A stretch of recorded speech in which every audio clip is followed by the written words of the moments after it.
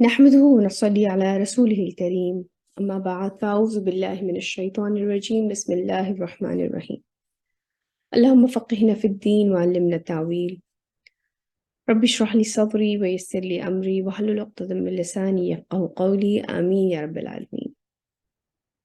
رب زدني علما رب زدني علما رب زدني علما.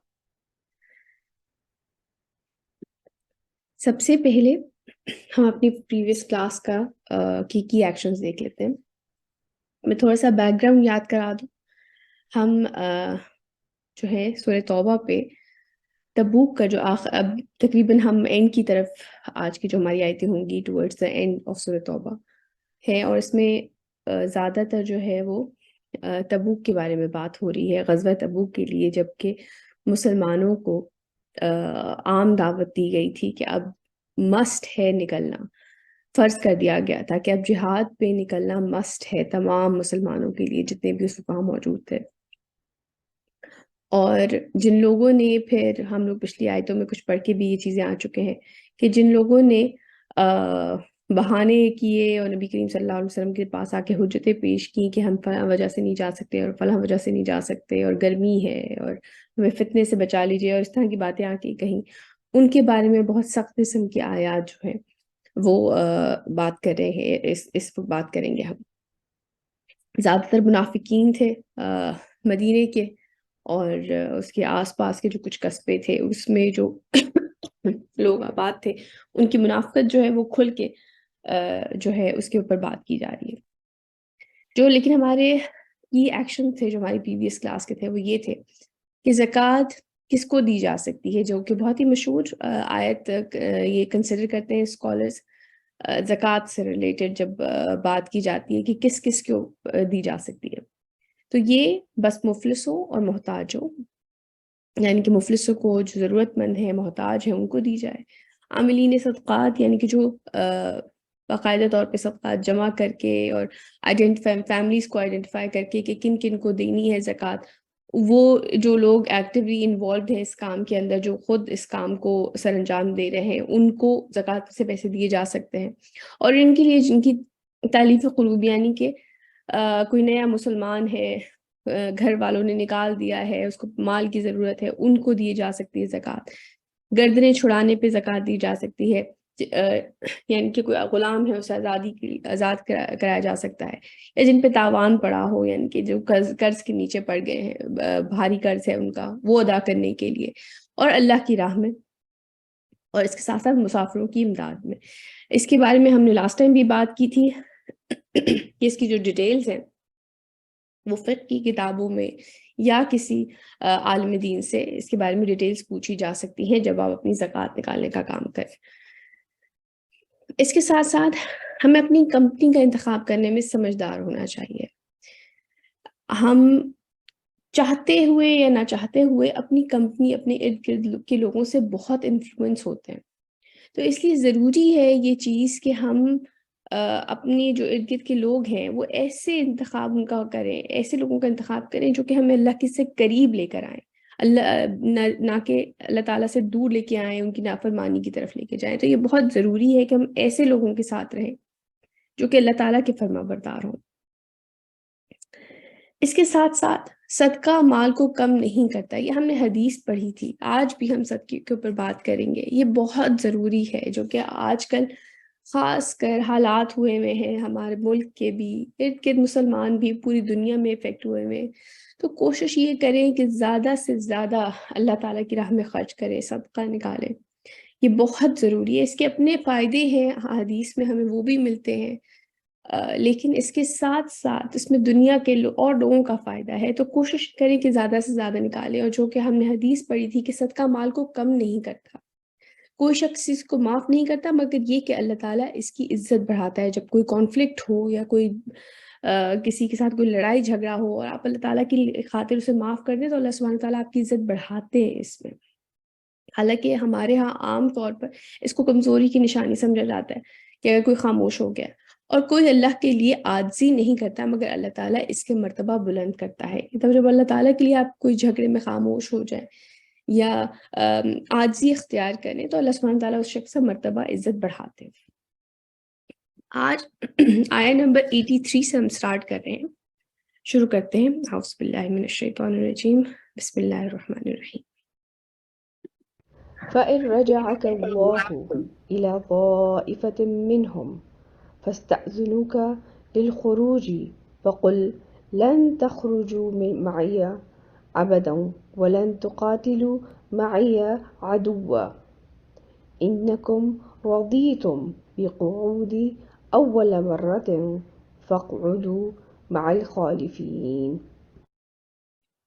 جیسے کہ پہلے میں نے بات کی کہ یہ والی آیتیں جو ہیں منافقین کے بارے میں بات ہو رہی ہے، جو جن کو جب عام طور پہ اعلان کر دیا گیا تھا کہ تبوک کے لیے نکلنا مسٹ ہے. یہ ٹائم اگین میں یاد کروا دوں کہ جو شروع کی آیتیں ہم نے پڑھی تھی وہ فتح مکہ سے قریب کے ٹائم کی تھی. تو یہ نبی کریم صلی اللہ علیہ وسلم جب صلح حدیبیہ ہوئی ہے اس کے بعد سے فتح مکہ سے کچھ ہی پہلے آپ نے باقی جگہوں پہ جو ہے اپنے لیٹرز اور اپنے لوگ بھیجنے شروع کر دیے تھے. صحابی لے کے گئے تھے اللہ تعالیٰ کے دین کی دعوت کے لیے اور ممالک میں. تو جب اس طرح سے پھیلنا شروع ہوا تو جب رومن کے پاس نبی کریم صلی اللہ علیہ وسلم نے اپنے ایک صحابی کو بھیجا، لیٹر لے کے وہ گئے وہاں پر، تو انہوں نے صحابی کو قتل کر دیا، شہید کر دیا. اگر کسی ملک کی طرف سے کوئی سفیر جائے دوسرے ملک کی طرف اور اس سفیر کو قتل کر دیا جائے تو اس کا مطلب اعلان جنگ ہوتا ہے. تو جب ان کو شہید کر دیا گیا تو اس کے بعد جو تھا تبوک کے لیے نبی کریم صلی اللہ علیہ وسلم نے کہا کہ ٹھیک ہے اب ہم ان سے جنگ کریں گے. اس سے پہلے آپ نے ایک اور جو ہے دستہ صحابیوں کا تیار کر کے پہلے بھیجا، اس میں مسلمانوں کو جو تھا وہ نقصان ہوا. پھر آخر میں جو ہے خالد بن ولید جو تھے وہ جو ہے مسلمانوں کو بچا کر وہ جو لشکر تھا مسلمانوں کو واپس لے آئے. پھر نبی کریم صلی اللہ علیہ وسلم نے فرمایا کہ اب میں خود جاؤں گا. یہ آپ کی وفات سے تقریباً 1.5 سال پہلے کا واقعہ ہے. تو آپ یہ سمجھ لیں کہ دین جو ہے اس طرح سے مسلمانوں کی بہت ساری ایسی غزوہ بدر ہو چکی ہے، غزوہ احد ہو چکی ہے، بہت غزوہ حنین ہو چکی ہے. تو مسلمانوں کی پراپر تربیت وغیرہ ہو چکی ہے، ان کے اوپر آزمائشیں اس طرح کی آ چکی ہیں. اس کے باوجود اب جب یہ تبوک کا واقعہ آیا ہے تو نبی کریم صلی اللہ علیہ وسلم نے فرمایا اب میں خود جاؤں گا اور ہر ایک کے اوپر اب فرض ہے کہ وہ جہاد کے لیے نکلے. اور جب وہ نہیں نکلے تو جو لوگ نہیں نکلے، جن منافقوں نے آ کر نبی کریم صلی اللہ علیہ وسلم کے سامنے حیل و حجت بہانے پیش کرنے شروع کر دیے تو ان کے لیے بہت ہی سخت آیتیں اتری جو کہ ہم تھوڑی پہلے پڑھ چکے ہیں. ابھی بھی ہم اسی کو کنٹینیو کر رہے ہیں اور اس کے بعد کی جو آیتیں ہیں وہ بھی آئیں گی. بس اے نبی صلی اللہ علیہ وسلم، یہ ساری بیک گراؤنڈ میں دوبارہ سے آپ کو اس لیے بتایا تاکہ آپ یہ مائنڈ میں رکھیں کہ کیا بات ہو رہی ہے. بس اے نبی صلی اللہ علیہ وسلم اگر اللہ آپ کو لوٹا کر لے جائے ان کی کسی گروہ کے پاس، پھر وہ آپ صلی اللہ علیہ وسلم سے اجازت مانگے آپ صلی اللہ علیہ وسلم کے ساتھ نکلنے کے لیے، یعنی کہ اگر آئندہ کوئی دوبارہ اس طرح کا جنگ کا موقع آئے اور آپ ایسا موقع آئے کہ انہی لوگوں کے پاس یہی لوگ واپس ہوں آپ کے سامنے، تو کہہ دیجیے گا کہ اب تم میرے ساتھ کبھی نہیں نکلو گے. مطلب ان لوگوں نے منافقت اس وقت دکھائی جبکہ ان کے اوپر فرض کی گیا تھا جہاد کے لیے نکلنا.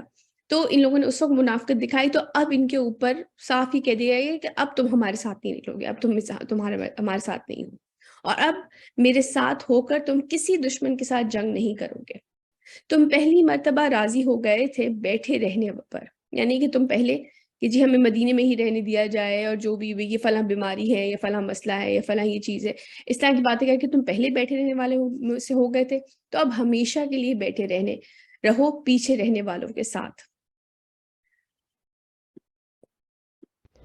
ولا تصلي على عاد منهم مات أبدا ولا تقم على قبره إنهم كفروا بالله ورسوله وماتوا وهم فاسقون.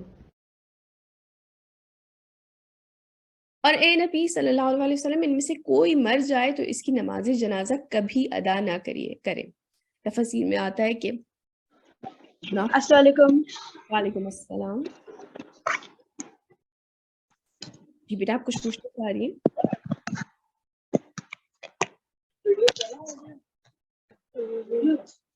تسبیح آپ کوئی سوال کرنا چاہ رہی ہیں؟ جی آپ کوئی سوال کرنا چاہتی ہیں؟ جو مائک اوپن کیا नहीं कोई क्वेश्चन नहीं है. ओके. यूजुअली हम लोग माइक ऑफ रखते हैं और कभी कोई सवाल होता है तो हैंड रेज कर देते हैं, तो फिर मैं नाम पुकारती हूँ तो आप सवाल करते जी. हैं.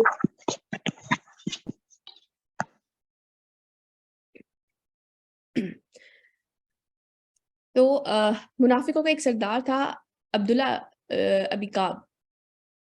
तो वो उसके बारे में आता है कि वो जो था इस तरह की मुसलमानों के खिलाफ जो है इस तरह की हरकतें बहुत ज़्यादा करता रहता था, और इस तरह से जब ये जंग का मौका भी आया तब भी वो नहीं गया. तो जब उसका इंतकाल हुआ तो जो उनके बेटे थे अब्दुल्ला बिन अब्दुल्ला, वो जो थे वो बहुत ही नेक मुसलमान थे. तो उन्होंने जाके नबी करीम सल्लल्लाहु अलैहि वसल्लम से दरख्वास्त की कि आप उनका नमाज जनाजा पढ़ा दें.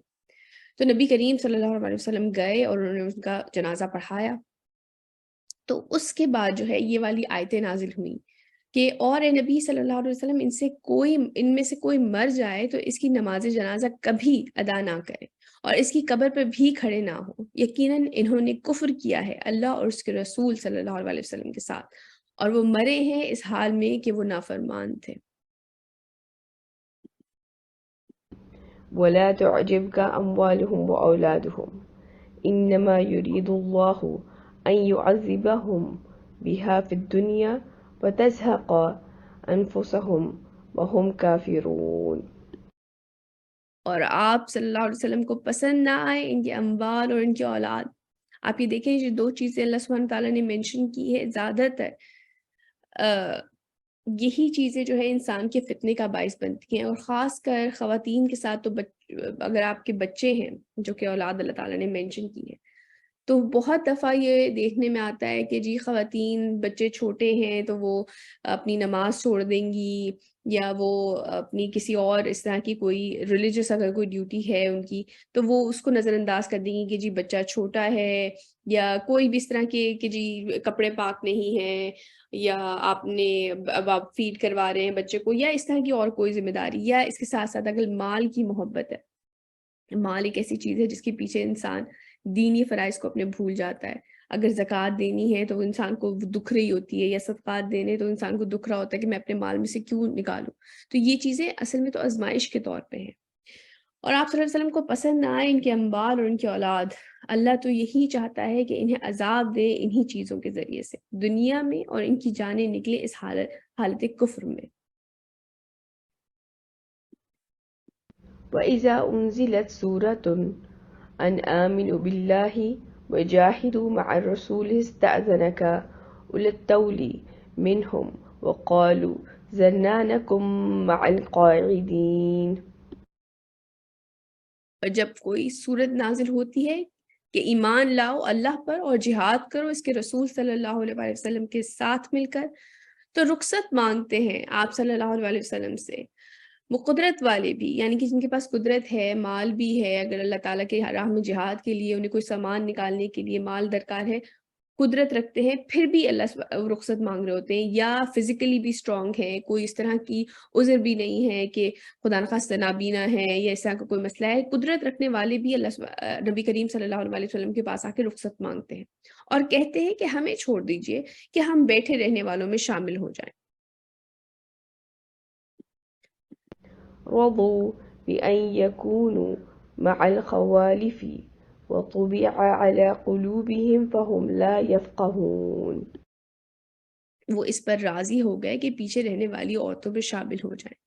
यानी कि आज जबकि अल्लाह ताला ने मर्दों के ऊपर फ़र्ज़ किया है जिहाद, उनको ताकत दी है, अल्लाह सुब्हानहू ताला की दी हुई चीज़ है ना ये, तो उनको ताकत दी है कि वो जाएं और वो क़िताल करें और अल्लाह की राह में जिहाद कर सकें, लेकिन वो नाजुक बन के घर में बैठना ज़्यादा प्रेफर करते हैं इस चीज़ को, और इनके दिलों पर मुहर कर दी गई है, बस अब वो समझ नहीं सकते.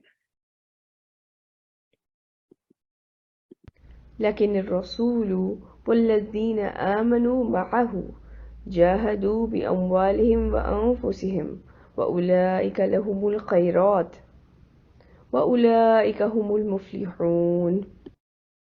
लेकिन इसके बरक्स रसूलुल्लाह सल्लल्लाहु अलैहि वसल्लम और वो लोग जो आप सल्लल्लाहु अलैहि वसल्लम के साथ ईमान लाए, उन्होंने जिहाद किया अल्लाह की राह में अपने अम्वाल से भी, यानी कि अपने पैसे भी दिए, माल भी दी, दौलत भी दी, और अपनी जानों से भी, اور یہی وہ لوگ ہیں جن کے لیے بھلائی ہے، اور یہی لوگ ہیں فلاح پانے والے۔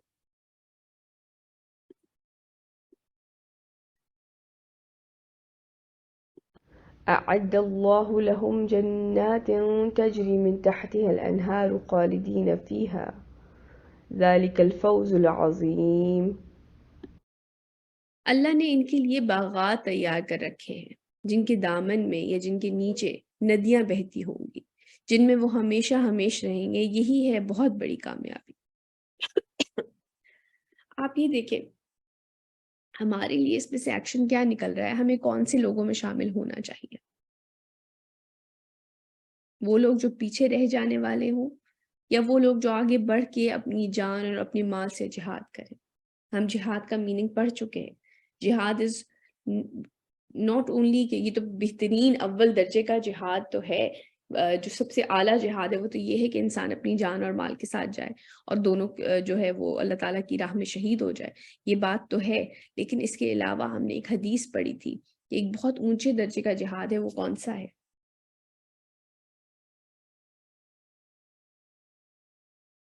جہاد بالنفس، اپنی نفس کے ساتھ جہاد، جو کہ ایک کانسٹنٹ سٹرگل ہے۔ جہاد کا مطلب تو جد و جہد ہے نا، سٹرگل ہے، جو کہ ہم کانسٹنٹلی اپنی ذات کے ساتھ کر رہے ہوتے ہیں۔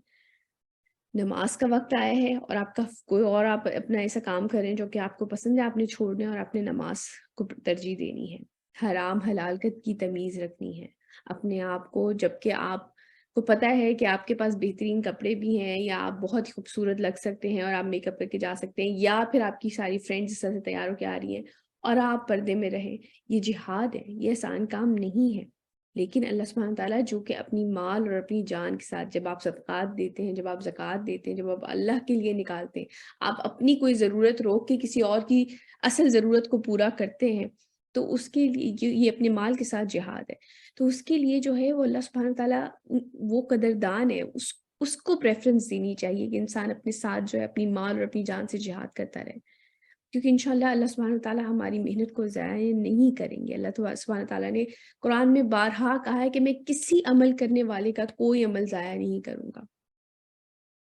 ایک جگہ قرآن میں آتا ہے کہ انسان دیکھ کے کہے گا، جب اس کے اعمال کی کتاب سامنے رکھی جائے گی، کہ یہ تو کوئی چیز نہیں چھوڑی اس نے لکھنے کے لیے، کوئی ایسی بات نہیں چھوڑی جو آپ نے کی ہو وہ لکھی نہ گئی ہو، چاہے وہ اچھے یا بری۔ اللہ سبحانہ تعالیٰ بہت قدر کرنے والے ہیں، اس لیے جو ہماری اپنی ذات کے ساتھ ایک کانسٹنٹ جہاد چلتا رہتا ہے نا، دیکھیں یہ آسان کام نہیں ہے، خاص کر آج کل کے ماحول میں دین پر چلنا یہ بہت مشکل کام ہے بیٹے، یہ کانسٹنٹ سٹرگل ہے، کانسٹنٹ سٹرگل۔ مجھے ابھی میں اپنی پچھلی جب سلائیڈز دیکھ رہی تھی تو مجھے خیال آیا کہ ہم نے ایک دفعہ یہ سورہ نام میں جب ہم نے پڑھی کہ اللہ سبحانہ تعالیٰ نے فرمایا کہ اللہ تمہیں وصیت کرتا ہے کہ کسی شے کو اس کا شریک نہ ٹھہراؤ۔ یہ ایک جہاد ہے، جب آپ خاص کر فوکس کر کے صرف اور صرف اللہ سبحانہ تعالیٰ پہ توکل کر کے اپنے کام کرتے ہیں۔ والدین کے ساتھ حسن سلوک کرو، کئی دفعہ آپ کو ماں باپ کی بات صحیح نہیں لگ رہی ہوتی، لیکن آپ ان کے ساتھ اچھا برتاؤ کرنا نہیں بھول سکتے۔ اچھا بیٹے اذان ہوئی ہے، ہم ایک بریک لیتے ہیں۔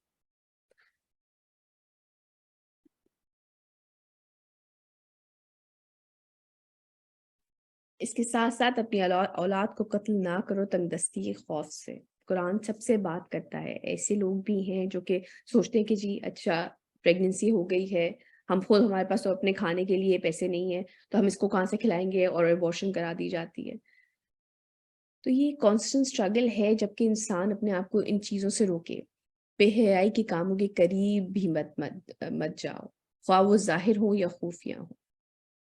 ہم جانتے ہیں آج کل جس طریقے سے ایکسپوز کیا جا رہا ہے، زبردستی تھوپا جا رہا ہے انسان کے اوپر، یہ ٹک ٹاک انسٹاگرام کے تھرو بے حیائی کو، یہ جتنی سوشل میڈیا کی جو سائٹس ہیں لٹرلی بے حیائی کو تھوپتی ہیں ہمارے اوپر، چاہے وہ عام ایک شو ہو جس میں بیٹھے ہوئے ایک مرد ہوسٹ ہے یا عورت ہوسٹ ہے اور ان کا انٹرویوز لیے جا رہے ہیں سو کالڈ سیلیبریٹیز کے، ان کے ساتھ وہ جس طرح کی گفتار، جس طرح کی ڈریسنگ، جس طرح کی باتیں ہو رہی ہوتی ہیں، یہ بے حیائی باقاعدہ طور پہ ہمارے اوپر مسلط کی جا رہی ہے. اور پورنوگرافی تو بالکل ہی علیحدہ ایکسٹریم ہے، وہ بھی ہمارے اوپر مسلط کی جا رہی ہے. تو اس سے اپنے آپ کو انسان اگر بچائے تو یہ بڑا مشکل کام ہے، یہ جہاد ہے کانسٹنٹ. تو جو بھی یہ اللہ سبحانہ تعالیٰ کی وصیت ہے، اس کے علاوہ جو اور احکام ہے قرآن کے اندر، ان کو اپنی زندگی میں آج کے دور میں شامل رکھنا اٹس ناٹ ایزی. لیکن ہمیں اپنے آپ کو اللہ سبحانہ تعالیٰ کے قریب رکھنا چاہیے. یہ ضروری ہے کہ ہم ان سے کنیکٹڈ رہیں تاکہ ہم ان چیزوں سے بچ سکیں، تبھی یہ جہاد آسان ہوگا ہمارے لیے. آگے چلتے ہیں. وجاء المعذرون من الأعراب ليؤذن لهم وقعد الذين كذبوا الله ورسوله سيصيب الذين كفروا منهم عذاب أليم. اور آئے آپ صلی اللہ علیہ وسلم کے پاس بہانے بنانے والے بدو بھی، یعنی کہ ناٹ اونلی مدینہ کے آس پاس کے جو قصبے تھے، ان لوگوں کے اوپر بھی یہی کہا گیا تھا کہ وہ بھی فرض ہے کہ وہ بھی جہاد کے لیے نکلے. تو جو ارد گرد کے بدو تھے، یعنی کہ جو عرب قبائلی علاقوں کے جو اور لوگ تھے، ان سے بھی جب کہا گیا تو وہ بھی آپ کے پاس بہانے بناتے ہوئے آئے کہ ان کو رخصت دے دی جائے اور بیٹھے رہے وہ لوگ جنہوں نے جھوٹ کہا تھا اللہ سے اور اس کے رسول صلی اللہ علیہ وسلم سے. عنقریب دردناک عذاب پہنچے گا ان لوگوں کو جو ان میں سے کفر پہ اڑے رہیں گے. یعنی کہ یعنی کہ ظاہر سی بات ہے جو بہانے وہ بنا رہے ہوتے تھے ان میں سب میں تو صداقت نہیں ہوگی. تھوڑی بہت اگر کوئی بیماری ہے تو اس کو بڑھا چڑھا کے بیان کیا جا رہا ہوگا، جو جھوٹ وہ لوگ بول رہے ہوں گے. تو اللہ سبحانہ تعالیٰ سے تو کوئی بھی چیز پوشیدہ نہیں ہے. ليس على الضعفاء ولا على المرضى ولا على الذين لا يجدون ما ينفقون حرج إذا نصحوا لله ورسوله ما على المحسنين من سبيل والله غفور رحيم. کچھ گناہ اور الزام نہیں ضعیفوں پر، نہ بیماروں پر، اور نہ ہی ان لوگوں پر جن کے پاس خرچ کرنے کے کچھ نہیں. کچھ ایسے لوگ، کچھ ایسے صحابی بھی اس وقت موجود تھے جن کے پاس ویلڈ ریزن تھی کہ وہ جہاد کے لیے نہ نکل پائیں، یا وہ ضعیف تھے، یا کوئی ایسی بیماری تھی کہ نابینا ہے، یا کوئی فزیکل ڈسیبلٹی ہے کہ وہ اس طرح سے جنگ پہ نہیں جا سکتے. اور حتیٰ یہ کہ کچھ کے بارے میں آتا ہے کہ وہ نبی کریم صلی اللہ علیہ وسلم کے پاس آئے اور انہوں نے کہا کہ آپ ہمیں بس سواری ارینج کر دیجئے کہ ہم، کیونکہ ظاہر سی بات ہے جب جنگ کے لیے نکل رہے تھے تو تبوک اور مدینے کا کافی فاصلہ ہے، اور تقریباً 700 کلومیٹر کا فاصلہ ہے. تو اور بہت شدید گرمی کا وہ ٹائم تھا، اور بیچ میں بہت لمبا صحرا تھا. میں آگے جا کے آپ کو ایک تصویر بھی دکھاتی ہوں اس کی. تو ایسے میں نکلنے کے لیے تو انہوں نے کہا کہ آپ ہمیں سواری بس ارینج کر دیجئے، کیونکہ وہ واقعتاً اللہ سبحانہ تعالیٰ کی راہ میں جا کے جہاد کرنا چاہتے تھے. لیکن نبی کریم صلی اللہ علیہ وسلم نے ان سے معذرت کر لی کہ میرے پاس تمہیں دینے کے لیے سواری نہیں ہے. تو ان کا خلوص جو تھا اس کو آپ دیکھیں کہ اللہ سبحانہ تعالیٰ ان کے دلوں کے اندر جو اللہ تعالیٰ کی راہ میں جہاد کرنے کے لیے جو محبت اور جو خلوص تھا، وہ اللہ سبحانہ تعالیٰ ہمیشہ کے لیے قرآن کے اندر ریکارڈ کر رہے ہیں. تو کچھ گناہ نہیں اور الزام نہیں ضعیفوں پر، نہ بیماروں پر، اور نہ ہی ان لوگوں پر جن کے پاس خرچ کرنے کے لیے کچھ نہیں، جبکہ وہ اللہ اور اس کے رسول صلی اللہ علیہ وسلم کے ساتھ مخلص ہوں. ایسے محسنین پر کوئی الزام نہیں، اور اللہ غفور الرحیم ہے. ولا على الذين إذا ما أتوك لتحملهم قلت لا أجد ما أحملكم عليه تولوا وأعينهم تفيض من الدمع حزنا ألا يجدوا ما ينفقون. اور نہ ہی ان پر کوئی الزام ہے جو آئے آپ صلی اللہ علیہ وسلم کے پاس کہ آپ نے ان کے لیے سواری کا انتظام کر دیں. تو آپ صلی اللہ علیہ وسلم نے فرمایا کہ میرے پاس بھی کوئی چیز نہیں جس پر میں تمہیں لوگوں کو سوار کر سکوں.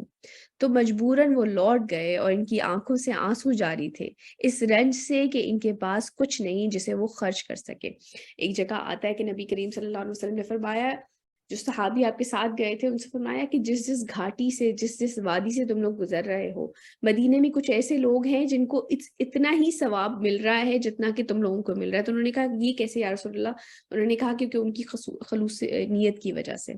ظاہر سی بات ہے پیدل کا سفر کرنا اتنا آسان نہیں تھا. میں نے خاص کر تصویر سرچ کر کے یہ بھی ہے تو ابھی کی یہ دکھانے کے لیے کہ کس طریقے کا سفر تھا تبوک کی طرف کا. مدینے سے تبوک کا جو راستہ تھا وہ اس طرح کا تھا. اب تو پراپر روڈز وغیرہ بن گئی ہیں، لیکن اس وقت جبکہ ظاہر سی بات ہے یہ روڈز اور اس طرح کی نہیں تھی، تو باقاعدہ ریگستان اور بڑا مشکل سفر تھا اور بہت ہی گرمی کا موسم تھا، بہت شدید گرمی کا موسم تھا. حتیٰ کہ قرآن میں یہ بھی ریکارڈڈ ہے کہ انہوں نے کہا کہ گرمی بہت ہے، تو اللہ سبحانہ تعالیٰ نے کہا کہ ان سے کہو کہ جہنم کی آگ زیادہ گرم ہے. تو اس طرح کے بھی آ کر انہوں نے بہانے کیے تھے. تو یہ اس طرح کا جب جگہ تھی تو اس میں بھی لوگ اتنے ولنگ تھے جانے کے لیے، لیکن ان کو سواری کی ضرورت تھی کہ ہمیں کوئی سواری مل جائے کہ ہم وہاں پہ جا سکیں.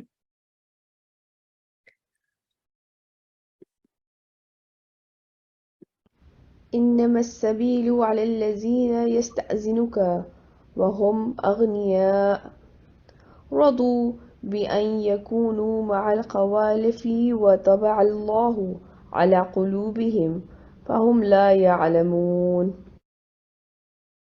الزام تو ان لوگوں پر ہے جو آپ صلی اللہ علیہ وسلم سے رخصت مانگتے ہیں جبکہ وہ غنی مالدار ہیں، یعنی کہ ان کو اس طرح کا کوئی عذر نہیں ہے کہ ان کے پاس سواری نہیں ہے یا وہ جانی یا طور پر جو ہے کوئی مفلوج ہیں یا ایسا کوئی مسئلہ ہے، کہ وہ غنی مالدار ہیں. وہ راضی ہو گئے اس پر کہ ہو جائیں پیچھے رہنے والی عورتوں کے ساتھ، اور اللہ نے ان کے دلوں پر مہر کر دی ہے، بس وہ صحیح علم سے بے بہر ہو چکے ہیں، یعنی کہ وہ بے علم ہو چکے ہیں.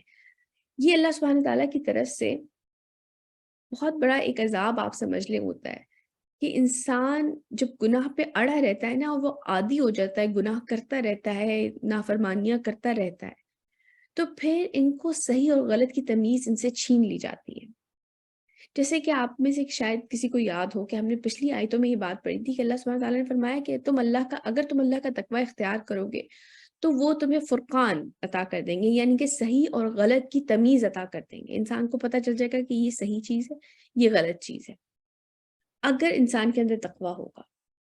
لیکن جب انسان گناہوں کا عادی ہو جائے نا اور گناہوں پہ اڑا رہے اور جان بوجھ کے اگنور کرے اللہ سبحانہ تعالیٰ کے احکام کو، تو یہ اللہ تعالیٰ کی طرف سے ایک بہت بڑا عذاب ہوتا ہے کہ اس میں پھر صحیح اور غلط کی تمیز ہی ختم ہو جاتی ہے. پھر آپ ان کے سامنے کتنی ہی آیتیں رکھ لیں، کتنی ہی تعویلیں گھڑ لیں، کتنی ہی احادیث رکھ لیں، ان کے آگے منہ سے ایک ہی بات نکلتی ہے، سمجھ نہیں آئی بات، کیونکہ ان سے وہ تمیز چھین لی جاتی ہے. اللہ سبحانہ تعالیٰ ہمیں ایسے لوگوں میں کبھی شامل نہ فرمائے. اللہ سبحانہ تعالیٰ ہمیں اپنے وفاداروں میں شامل رکھے. یہ ایک بہت آپ سمجھ لیں خطرناک سٹیج ہے، یہ بہت بڑا عذاب ہے کہ ہدایت ہی نہ پھر دی جائے، انسان کو ہدایت کی بات سمجھ ہی نہ آئے. آگے چلتے ہیں. يعتذرون إليكم إذا رجعتم إليهم قل لا تعتذروا لن نؤمن لكم قد نبأنا الله من أخباركم وسيرى الله عملكم ورسوله ثم تردون إلى عالم الغيب والشهادة فينبئكم بما كنتم تعملون.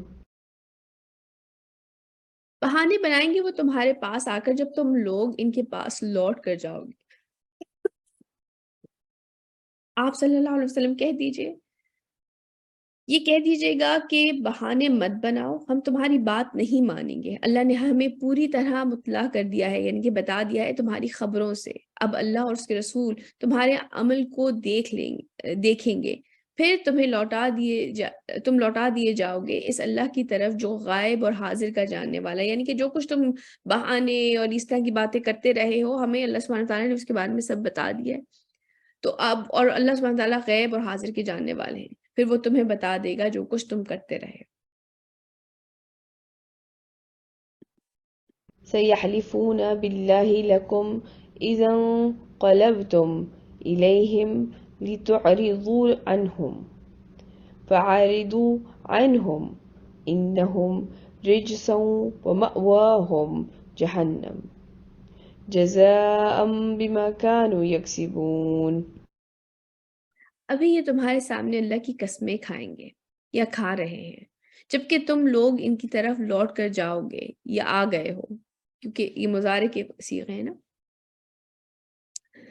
تاکہ آپ صلی اللہ علیہ وسلم ان سے چشم پوشی برتیں تو ٹھیک ہے، آپ صلی اللہ علیہ وسلم ان سے اعراض برتیں. یہ ناپاک لوگ ہیں اور ان کا ٹھکانہ آگ ہے، بدلہ اس کا جو کمائی یہ کرتے رہے ہیں.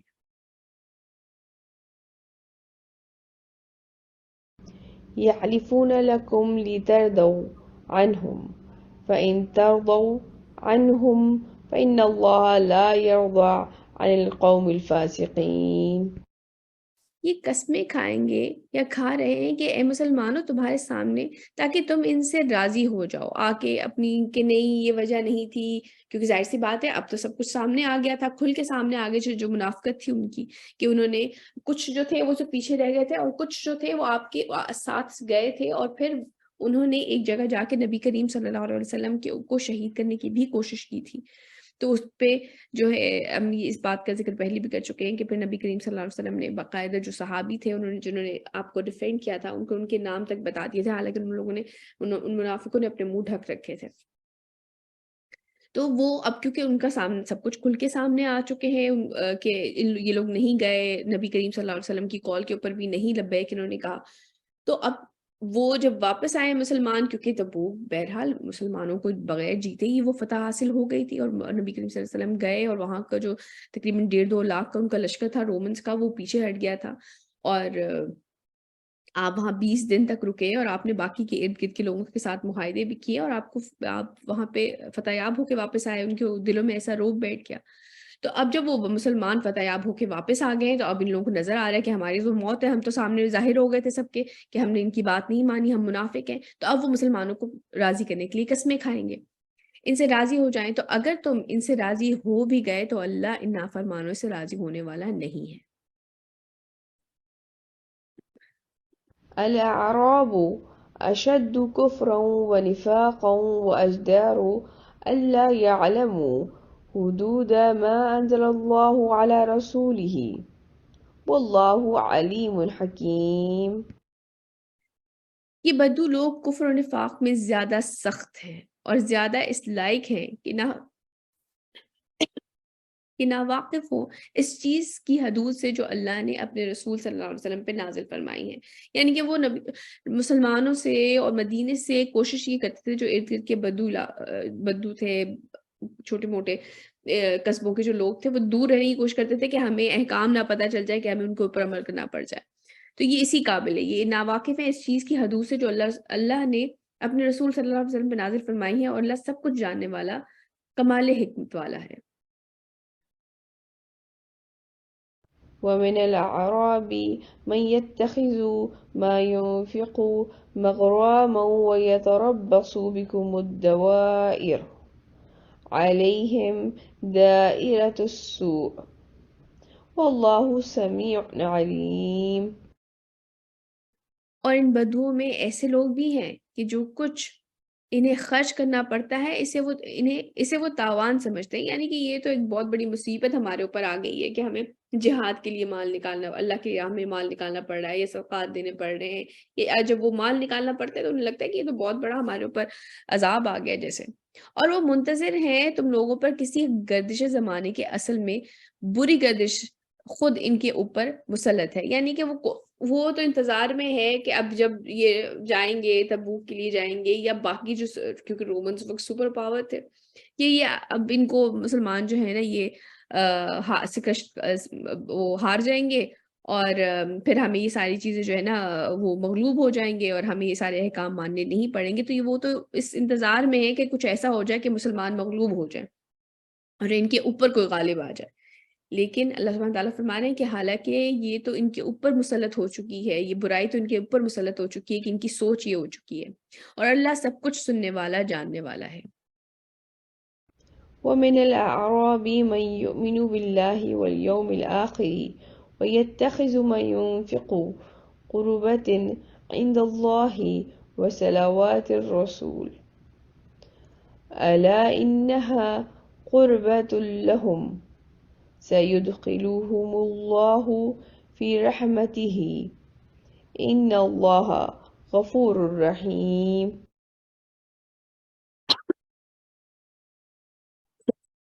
Sorry. اور ان بدوؤں میں وہ لوگ بھی ہیں جو ایمان رکھتے ہیں اللہ پر اور یوم آخرت پر، اور جو وہ خرچ کرتے ہیں اللہ کی راہ میں، اس کو سمجھتے ہیں کہ اللہ کے قرب اور رسول صلی اللہ علیہ وسلم کی دعاؤں کا ذریعہ آگاہ ہو جاؤ. یہ ان کا انفاق واقعتاً ان کے لیے باعث تقرب ہے، یعنی کہ قریب اللہ سبحانہ تعالیٰ کی محبت، ان کا قرب حاصل کرنے کے لیے ان قریب اللہ انہیں اپنی رحمت میں داخل کرے گا. یقیناً اللہ معاف فرمانے والا، رحم فرمانے والا ہے. مطلب بدوؤں میں ایسے لوگ بھی موجود تھے.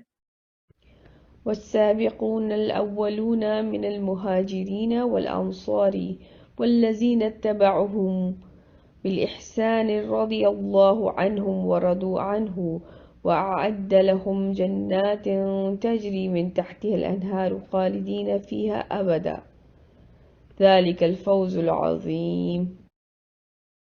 اور پہل سبقت کرنے والے مہاجرین اور انصار، یعنی کہ جنہوں نے ہجرت کی اللہ کی راہ میں، اور جو انصار جنہوں نے ان کی مدد کی انصار میں سے بھی، اور وہ جنہوں نے ان کی پیروی کی نیکوکاری کے ساتھ، اللہ ان سے راضی ہو گیا اور وہ اللہ سے راضی ہو گئے، اور اس نے ان کے لیے وہ باغات تیار کیے ہیں جن کے نیچے ندیاں بہتی ہوں گی، اور ان میں وہ ہمیشہ ہمیش رہیں گے. یہی ہے بہت بڑی کامیابی.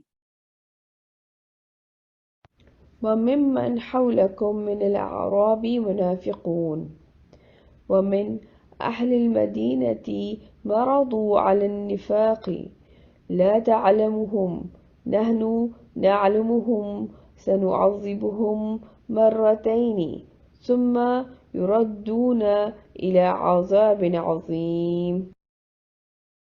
اور جو تمہارے آس پاس کے وادیاں نشی ہیں ان میں بھی منافق ہیں، یعنی کہ جو بہت ہی کلوز مدینے کے جو علاقے کے لوگ تھے، قریب کے جو قصبے والے تھے، اور اہل مدینہ میں بھی جو نفاق پر اڑ چکے ہیں، یعنی کہ منافقت پہ. اور آپ صلی اللہ علیہ وسلم انہیں نہیں جانتے، ہم انہیں جانتے ہیں. یعنی کہ اللہ سبحانہ تعالیٰ فرما رہے ہیں کہ آپ نہیں جانتے، میں انہیں جانتا ہوں. ہم انہیں دوہرا عذاب دیں گے، یعنی کہ ڈبل پنشمنٹ ہوگی، پھر وہ لوٹا دیے جائیں گے ایک بہت بڑے عذاب کی طرف. وآخرون اعترفوا بذنوبهم خلقوا عملا صالحا وآخر سيئا عسى الله أن يتوب عليهم إن الله غفور رحيم. اس کے بارے میں آتا ہے کہ کچھ 10 صحابی ایسے تھے جو کہ استطاعت بھی تھی، سب کچھ تھا، لیکن آپ سمجھ لیں کہ سستی کی وجہ سے یا کسی اور وجہ سے وہ بھی نہیں گئے تھے. لیکن انہوں نے جب وہ چلا گیا لشکر تو انہیں اسی وقت جو ہے پیچھے سے احساس ہو گیا کہ ہم سے بہت بڑی غلطی ہو گئی. تو ان میں سے 7 صحابیوں کے بارے میں آتا ہے کہ انہوں نے اپنے آپ کو، کچھ جو صحابی تھے انہوں نے اپنے آپ کو، گئے وہ مسجد نبوی میں اور انہوں نے اپنے آپ کو اس کے جو ستون تھے ان سے باندھ لیا، اور انہوں نے کہا کہ ہم یہاں سے تب تک نہیں لیں گے جب تک کہ نبی صلی اللہ علیہ وسلم ہمیں معاف نہیں کر دیتے.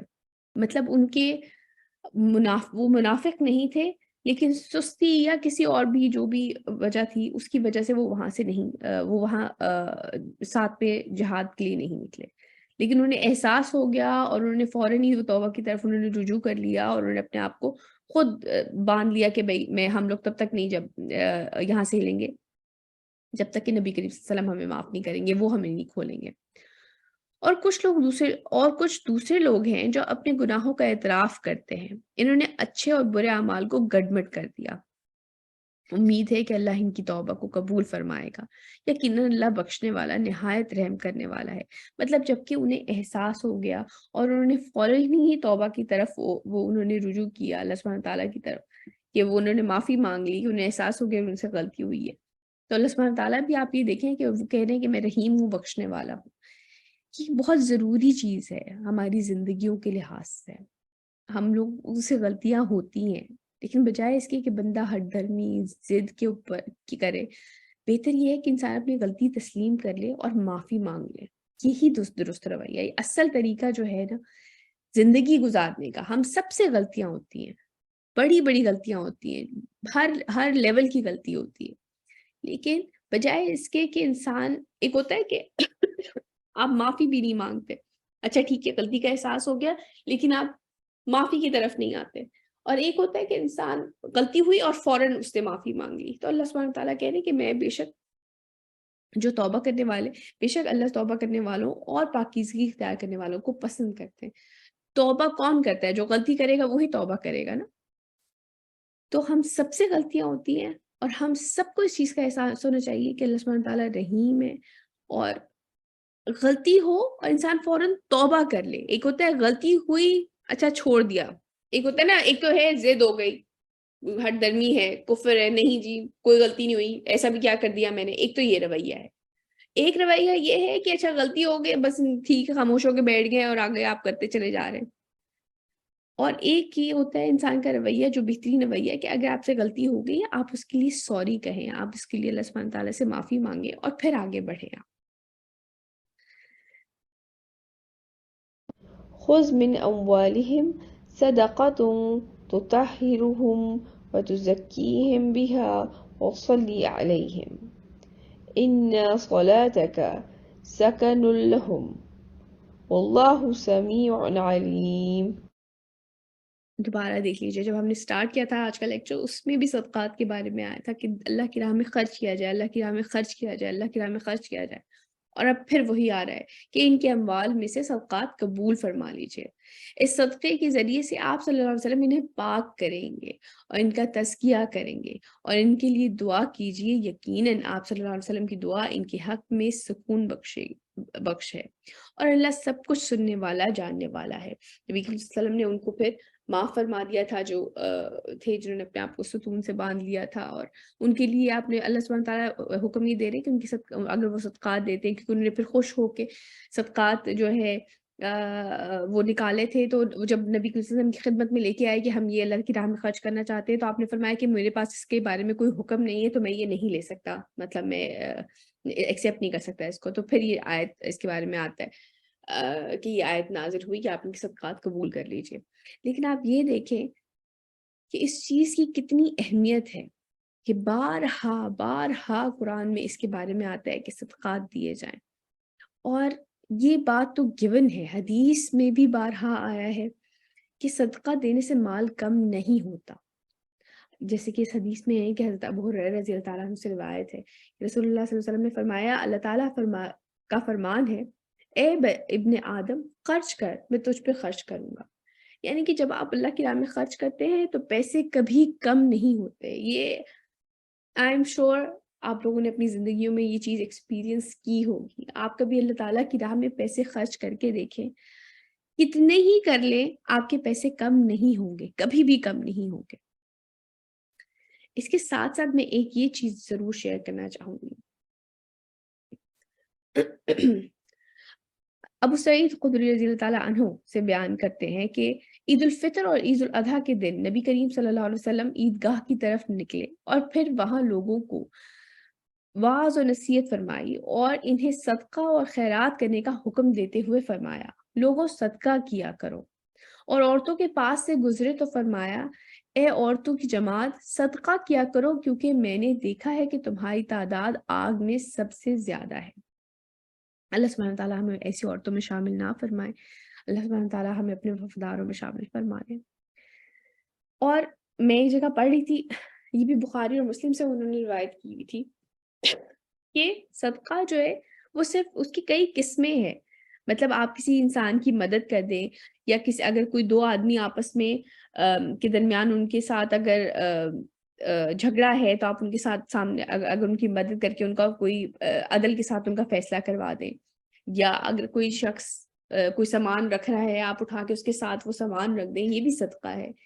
اس کے علاوہ وہ بھی آپ نے بہت مشہور حدیث ہے کہ راہ میں اگر کوئی تکلیف دہ چیز ہے اس کو ہٹانا بھی صدقہ ہے. تو صدقہ بہت طرح کے ہوتے ہیں، ضروری نہیں کہ اگر آپ کے پاس پیسے نہیں ہیں تو آپ صدقہ نہیں کر سکتے. اس لیے دوسروں کی مدد کرنا، ایک اچھی بات کہنا، یہ ساری چیزیں صدقے میں آتی ہیں. یعنی کہ خیر پہنچانا، آپ یہ سوچیں کہ ہر صورت میں آپ نے خیر آگے پہنچانی ہے. آگے چلتے ہیں. ألم يعلموا أن الله هو يقبل التوبة عن عباده ويأخذ الصدقات وأن الله هو التواب الرحيم. کیا وہ نہیں جانتے کہ اللہ اپنے بندوں کی توبہ قبول فرماتا ہے اور ان کے صدقات کو قبولیت عطا فرماتا ہے، اور یہ کہ وہ بہت ہی توبہ قبول کرنے والا، بہت رحم فرمانے والا ہے. بے شک. وقل اعملوا فسيرى الله عملكم ورسوله والمؤمنون وستردون إلى عالم الغيب والشهادة فينبئكم بما كنتم تعملون. اور آپ صلی اللہ علیہ وسلم ان سے کہہ دیجئے کہ تم عمل کرو، اب اللہ اور اس کے رسول صلی اللہ علیہ وسلم اور اہل ایمان تمہارے عمل کو دیکھیں گے، اور عنقریب تمہیں لوٹا دیا جائے گا اس کی طرف جو ہر غیب اور حاضر کا جاننے والا ہے، پھر وہ تمہیں بتا دے گا جو کچھ تم کرتے رہے. وآخرون مرجون لأمر الله إما يعذبهم وإما يتوب عليهم والله عليم حكيم. جیسے کہ پہلے ان دستوں کا میں نے ذکر کیا تو ان میں سے کچھ تو ایسے تھے جنہوں نے اپنے آپ کو ان ستونوں سے باندھ لیا تھا اور انہیں احساس ہو گیا تھا کہ ان سے غلطی ہوئی ہے، لیکن کچھ لوگ ایسے تھے کہ انہوں نے فوراً توبہ نہیں کی، انہیں احساس ہو گیا تھا ان سے غلطی ہو گئی ہے، تو جب وہ انہوں نے انتظار کیا کہ نبی کریم صلی اللہ علیہ وسلم واپس آئیں اور ان سے پھر وہ معافی مانگے، تو اس چیز کو ہائی لائٹ کیا جا رہا ہے. اور کچھ دوسرے لوگ ہیں جن کے معاملے کو اللہ کے فیصلے تک مؤخر کر دیا گیا ہے، چاہے انہیں عذاب دے اور چاہے تو ان کی توبہ قبول فرما لے. وہ بعد میں آئے اور انہوں نے بعد میں آ کے نبی کریم صلی اللہ علیہ وسلم سے توبہ کی، پھر باقاعدہ طور پہ ان کے بارے میں جو ہے ان کا تقریباً کوئی 51 دن تک ان کا بائیکاٹ کر دیا گیا، کیونکہ شرمندہ وہ تھے لیکن انہوں نے فوراً توبہ نہیں کی، ایسا کچھ نہیں کیا جس طرح کہ باقی صحابیوں نے فوراً اپنے آپ کو ستونوں سے باندھ دیا کہ وہ اتنے شرمندہ ہوئے اور انہوں نے فوراً توبہ کی طرف چلے گئے. اور ان کو باقی یہ لوگ جو تھے احساس تو ہو گیا تھا لیکن یہ فوراً توبہ کی طرف نہیں آئے، اور نبی صلی اللہ علیہ وسلم کا آنے کا انتظار کیا، اور پھر آپ نے ان سے جب بات کی تو پھر ان کے بارے میں یہ ہے کہ اور کچھ دوسرے لوگ ہیں جن کے معاملے کو اللہ کے فیصلے تک مؤخر کر دیا گیا ہے، چاہے انہیں عذاب دیں اور چاہے تو ان کی توبہ قبول فرما لیں، اور اللہ سب کچھ جاننے والا اور حکمت والا ہے. پھر جو ہے پھر ان کو آگے جا کے ان کے بارے میں جو بھی تفسیر پڑھی تھی اس پہ تھا کہ پھر ان کو بھی معافی دے دی گئی تھی، ان کے بارے میں بھی آیات اتری تھی. آج کا ہمارا لیسن یہیں تک. ہمارے جو کی ایکشن ہے وہ اپنی مال اور جان سے اللہ کی راہ میں جہاد کرو، جو کہ ہم نے اس کے بارے میں آج بات کی کہ مستقل ایک کانسٹنٹ اسٹرگل ہے جو جہاد ہے. ہم اپنی مال اور جان سے آج کی زندگی میں بھی جو ہم گزارے ہیں اس میں بھی کانسٹنٹ اسٹرگل ہے اللہ سبحانہ تعالیٰ کے احکام کے اوپر چلنے کے لیے بھی، کیونکہ یہ آسان نہیں ہوتا اور نہ ہی ارد گرد کے لوگ اس کو آسان رہنے دیتے ہیں. کئی دفعہ بہت کلوز اپنے رشتہ داروں کے جو ہے ان کے خلاف جانا پڑتا ہے جب حق کی بات ہوتی ہے. تو اللہ سبحانہ تعالیٰ ہماری محنت کو ضائع نہیں کریں گے، وہ بہت قدر کرنے والے ہیں. اس کے ساتھ ساتھ ضد کرنے کی بجائے غلطی تسلیم کرنا اور اللہ سبحانہ تعالیٰ سے معافی مانگنا درست رویہ ہے. بے شک اللہ توبہ کرنے والے اور پاکیزگی اختیار کرنے والے کو پسند کرتے ہیں. یہ سورہ بقرہ کی آیت. اس کے ساتھ ساتھ ہمیں زیادہ سے زیادہ صدقہ کرنا چاہیے، یہ ہمارے گناہوں اور برے سلوک سے پاک کرنے میں مدد کرتا ہے، اور دوسرا یہ کہ ہمارے اچھے کاموں میں برکت ڈالتا ہے. آج کا لیسن یہیں تک. سبحانک اللہم و بحمدک اشہد ان لا الہ الا انت استغفرک و اتوب الیک.